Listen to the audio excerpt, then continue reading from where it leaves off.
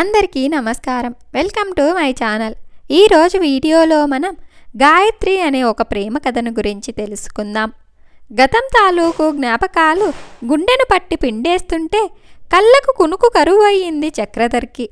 నువ్వెక్కడున్నావో తెలిసిన ఈ 5 ఏళ్లలో నిన్ను రమ్మని పిలుస్తూనే ఉన్నాను. నువ్విక్కడికి రాలేకపోవటానికి నీ కారణాలు నీకుండి ఉంటాయి. పూర్వ విద్యార్థుల సమ్మేళనం ఏర్పాటు చేశాడు ప్రకాష్. నీకు ఇన్విటేషన్ పంపబోతున్నారు. ప్రపంచానికి ఆ కారణం చూపించుకో. ఎందుకు రావాలో, వస్తే ఏం దొరుకుతుందో నీకు చెప్పనక్కర్లేదని నా నమ్మకం. మధ్యాహ్నం తన స్నేహితుడు వెంకట్ చేసిన వాట్సాప్ మెసేజ్ 10వ సారి చదువుకున్నాడు. డిగ్రీ పూర్తి చేసుకుని ఆ ఊరు వదిలి వచ్చి అప్పుడే 25 ఏళ్లు గడిచిన జ్ఞాపకాలు మాత్రం చక్రధర్ని వీడిపోలేదు. అపరాధ భావమో అవమాన భారమో ఇదమిద్దంగా తేలని ఓ సందిగ్ధ భావంలో తానా ఊరు విడిచి వచ్చేశాడు. విఫలమో అర్థసఫలమో తెలియని ఓ వింత ప్రేమలో మునిగి తేలి దాని తాలూకు చేతనంతా మూటకట్టుకొని జీవితమనే సముద్రంలో ఈదలాడుతున్నాడు. కళ్ళు గట్టిగా మూసుకున్నాడు. గాయత్రి అంటూ మనసు మూలిగింది. వద్దంటున్న మనసు బలవంతంగా గతంలోకి లాక్కెళ్ళింది. మొదటిసారి తనని చూసినప్పుడు కలిగిన మధురానుభూతి మనసును ఇంకా కుదిపేస్తూనే ఉంది. చీకట్లు తొలగని ఉదయాన మంచు దుప్పటిని చీల్చుకుంటూ తను వెళుతుంటే అరవిసిరిన మందారం లాంటి సోయగాన్ని వెదజల్లుతూ వాకిట్లో రంగవల్లులతో చెదిరిన ముంగరులతో నాజూగ్గా సర్దుకుంటూ ఆమె మొదటి చూపులోనే తనను ఆకర్షించింది. సైకిల్ బెల్ చప్పుడుకు కళ్ళెత్తి తన వైపు చూసిన ఆ చూపు గుండె లోతుల్లో మానని గాయంగా చేసింది. ఆ దృశ్యం మదిలో చిత్రపటంగా మారి నిలబడిపోయింది. డిగ్రీ ఫైనల్ ఇయర్ చదువుతూ నెల క్రితమే ట్యూషన్కి చేరాడు. అక్క బావతో కలిసి ఉంటున్నాడు. ప్రతి క్షణం ఉషోదయం కోసమే నిరీక్షణ, తన దర్శనం కోసమే తపన. తను కనపడని రోజు దిగులై, గుండె గుబులై, నిద్ర కరువై, మనశ్శాంతి కనుమరుగైపోయేది. తనను గమనించిందో లేక తన దైనందిన అదేనో తెలీదు. కానీ ప్రతిరోజు ట్యూషన్కి వెళ్ళేటప్పుడు ముగ్గు వేస్తూనో పూజకు పూలు కోస్తూనో కనిపించేది. సైకిల్ చప్పుడు వినగానే ఒక్క క్షణం కళ్ళు కలిపేది. ఆ కళ్ళలో వేల దీపాల వెలుగులు గోచరించేవి. మరుక్షణం చూపులు మరల్చి తల వాల్చుకొని తప్పుకొనేది. ఆ క్షణం కోసమే ఎదురు చూసే తను మనసు నిండా ఆమె రూపాన్నే ముద్రించుకొని కదిలేవాడు. ముకులించిన కలువ క్రమంగా వికసించినట్లు ఆ పెదాలు నెమ్మదిగా విచ్చుకోవడం ఆరంభమయ్యింది.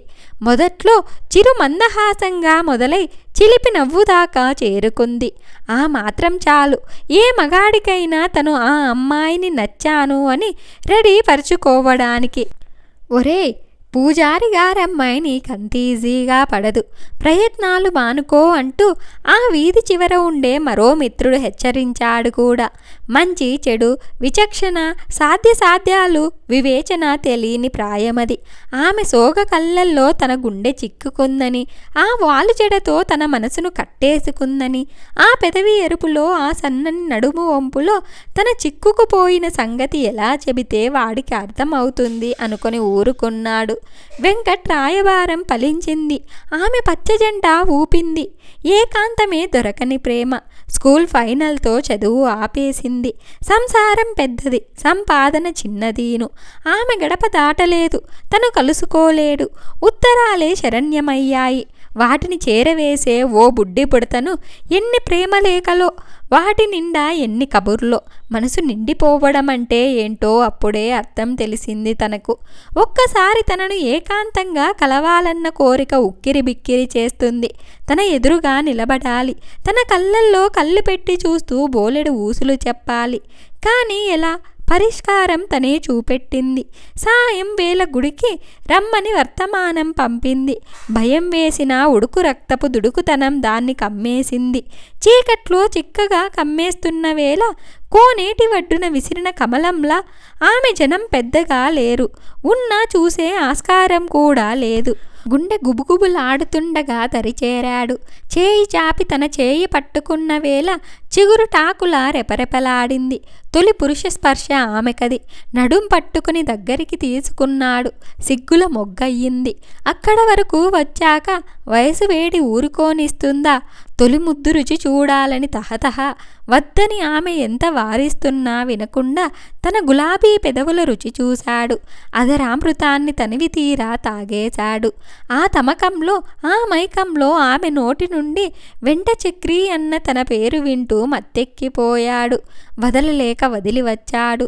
రాత్రి తీయని కలలు నిద్రను దరికి చానివ్వట్లేదు. ఉదయం అవకముందే పరుగున వచ్చాడు దేవి దర్శనం కోసం. కానీ కనపడలేదు. పనిలో ఉందో లేక తనలాగే నిద్రలేని రాత్రి గడిపి తెల్లవారే వేళ నిద్రపోతుందేమో అనుకున్నాడు. కానీ ఆమె మళ్ళీ కనపడలేదు. పిచ్చి పట్టినట్లయింది. రోజులు గడుస్తున్నా జాడలేదు. స్నేహితుని సాయం కోరాడు. తను ఊరు వెళ్ళిందని మాత్రమే తెలిసింది. కానీ ఎక్కడికెళ్ళిందో ఎందుకెళ్ళిందో తెలిపే నాదుడు లేడు. ఆశ నిరాశల మధ్య కొట్టుమిట్టాడుతుండగా ఓ రోజు మార్కెట్లో వాళ్ళ నాన్నగారు ఎదురుపడి చూసిన చూపు ఆ కళ్ళలోని క్రోధం, అసహ్యం చూశాక అర్థమయ్యింది. జరిగిందేమిటో. ఆమెను ఊరు దాటించారని అర్థమై తీవ్రమైన మనస్తాపానికి గురయ్యాడు. అక్కడ ఉండాలనిపించలేదు. 3 నెలల్లో వచ్చిన ఫైనల్ ఇయర్ పరీక్షలు రాసి అక్క బావకు వీడ్కోలు చెప్పి వచ్చేశాడు. మరలా ఆ ఊరు వెళ్ళలేదు. నిదానంగా తెలిసింది తనను మేనత్త ఇంట్లో దాచారని, బంధువుల అబ్బాయితో పెళ్లి జరిపించారనీను. దిగులుతో మంచం పట్టకపోయినా తనను కోల్పోయానన్న బాధ తన మూలంగా ఆమెకు ఇష్టం లేని వివాహం జరిగిందన్న ఆవేదన దహించాయి. ఉద్యోగంలో చేరగానే పెద్దలు కుదిర్చిన పెళ్లి చేసుకున్నాడు. ఆనందంగానే ఉన్న గుండె లోతుల్లో మానని గాయం సలుపుతూనే ఉంది. అందుకే ఇన్నాళ్ళు ఆ ఊరికి మనుషులకి దూరంగా ఉన్నాడు. తల గట్టిగా విదిల్చాడు చక్రధర్. ఈసారి వెళ్ళక తప్పలేదు. లేదు, వెంకట్ అంత ఒత్తిడి చేస్తున్నాడు. ఏమై ఉంటుందో. గాయత్రి ఇక్కడే ఉందిరా. వెంకట్ మాటకి తుల్లిపడ్డాడు చక్రధర్. అవునురా, ముందే చెబితే ఫంక్షన్ ఎంజాయ్ చేయలేపోమని ఆగాను. ఇందుకే నిన్ను 2 రోజులు ఉండేలా రమ్మన్నది కూడా. ఈ మధ్య భర్త పోయాడని పుట్టిల్లు చేరింది. ఆడపిల్లకు పెళ్లి చేసిందట. అబ్బాయి చదువుకుంటున్నాడంట. తండ్రి పక్షవాతంతో మంచాన పడితే సేవ చేస్తూ ఆ పాత ఇంట్లోనే ఉంటోంది. మొన్న గుడిలో కనిపించింది. ఏం మాట్లాడాలో కూడా తోచలేదు. చక్రికి ఎక్కడ ఉన్నా ఆమె ఆనందంతో ఉంటే అంతే చాలనుకున్నాడు ఇన్నాళ్ళు. కానీ ఆమె జీవితం మోడు వారందరినీ తెలిసి తనను తాను క్షమించలేకున్నాడు. ఆ రోజు వాళ్ళ నాన్నగారితో మాట్లాడాల్సింది. కాళ్ళు పట్టుకు బ్రతిమిలాడాల్సింది. నేను మోసగాడిని కాదు, ఖచ్చితంగా పెళ్లి చేసుకుంటానని చెప్పాల్సింది. ఎంత పశ్చాత్తాపపడినా ఏమీ ప్రయోజనం. జరగాల్సిన ఘోరం జరిగాక గాయత్రిని ఒక్కసారి చూడాలిరా. గొంతు పెగల్చి ఆ ఒక్క మాట అనగాలి. గుండెల్లో బాధ సునామీలా పొంగుతుండగా రేపు వెళ్దామన్నాడు వెంకట్. ఇల్లు ఏం మారలేదు. కాకపోతే పెంకుటిల్లు రేకుల ఇల్లుగా రూపాంతరం చెందిందంతే. మందారాలు గన్నేరులు తలలూపుతున్నాయి. గేటుకు తీసుకు లోపలికి వెళ్తుంటే మనసు మెలిపెట్టింది. వాటిని చూడగానే తలుపు తీసింది కొట్టిన 2 నిమిషాలకు. ఆ 2 నిమిషాలే 2 గంటల్లా అనిపించాయి. ఒక్క నిమిషం తేరిపారా అతన్ని చూశాక ఆమెలో కలిగిన అలజడి చక్రి దృష్టిలో దాటిపోలేదు. గుర్తున్నానన్నమాట అనుకున్నాడు. లోపలికి వెళ్ళి కూర్చున్నారు. మౌనందే రాజ్యమక్కడ. తల ఎత్తి ఆమె వంక చూడలేకపోతున్నాడు. ఆమె కూడా అంతే. గుండెల్లో ఎగిసిన కెరటాల్లాంటి ఆలోచనలను తట్టుకోవడానికి కాస్త సమయం కావాలి కదా. ఒరే, నాకు కాస్త పనుంది, మళ్ళీ వస్తా అంటూ వెళ్ళిపోయాడు వెంకట్. ఆమె వంక చూడక తప్పలేదింక. నిశ్చలమైన సెలయేరులా ఉంది. కవ్వించే ఆ కళ్ళు తమ లక్షణాన్ని కోల్పోయాయేమో, మరి ప్రశాంతతనే కురిపిస్తున్నాయి. కొద్దిగా మార్పు కనబడుతోంది కానీ మరి గుర్తుపట్టలేనంత కాదు. ఎలా ఉన్నావని అడిగాడు. బానే ఉన్నాను. నువ్వెలా ఉన్నావు? పిల్లలెంతమంది? పర్వాలేదు, బాగున్నా. 2 అబ్బాయిలు. అదృష్టవంతుడివి అని నవ్వింది. జీవం లేని నవ్వు నవ్వకపోతేనే బాగుండు అనిపించింది. బెరుకు తగ్గిందేమో. మాటలు మొదలెట్టారు. నవ్వుకున్నారు. పరిచయం పెరిగినట్లనిపించింది. మీ నాన్న మీద కోపంగా లేదా అన్నాడు. వచ్చి మాత్రం ఏం ఉపయోగం? ఆయన బాధ ఆయనది. ఓ మామూలు తండ్రాయన తన కూతురు తప్పు చెయ్యకుండా కాపాడుకున్నాను అనే భ్రమలో ఉన్నాడు. నా మనసు చచ్చిపోయిందని ఆయనకు అర్థం కాదు. అందుకే నిర్లిప్త అలవాటు చేసుకున్నాను. ఎవరి పరిధిలో వాళ్ళు తాము చేసిందే ఒప్పు అనుకుంటారు కదా అంది. తన జీవితం గురించి చెప్పింది. భర్త చాలా మంచివాడట, యాక్సిడెంట్లో పోయాడట. తమ్ముడు ఆర్థికంగా అండగా నిలబడ్డాడని, కృతజ్ఞతగా తండ్రి బాధ్యత తీసుకున్నానని చెప్పింది. వెనక గదిలో నుండి ఉండి వినిపిస్తున్న దగ్గు మీకు ఇంకా స్వేచ్ఛ రాలేదని చెబుతోంది. ఏదైనా అవసరముంటే కబురు చెయ్యంటూ విజిటింగ్ కార్డు తీయబోతుండగా వద్దని వారించింది. కన్నీళ్లను తోడుగా చేసుకుని కష్టాల కడిని ఈదేస్తున్నాను. అలవాటైపోయింది. నాలో కొత్త ఆశలు రేకెత్తించకు.